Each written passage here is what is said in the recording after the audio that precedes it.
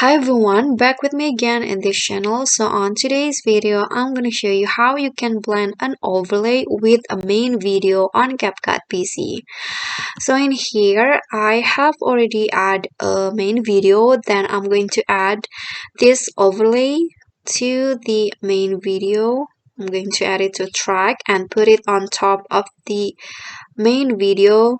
I'm going to split the main video first, and to blend the overlay you just need to click on the overlay video, and then you need to make sure that the blend in here, blend option, is turned on like this. So check this box right here, and then here you can choose the mode, but if you're not, it doesn't matter. You just need to lower the opacity to make the overlay video blend with the main video. So you can just lower it like this, so you can see you can still see the main video, but the overlay video is also still there. So when you play, it will go like this.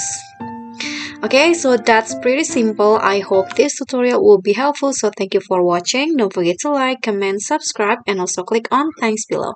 I'll catch you all in the following videos. Thank you.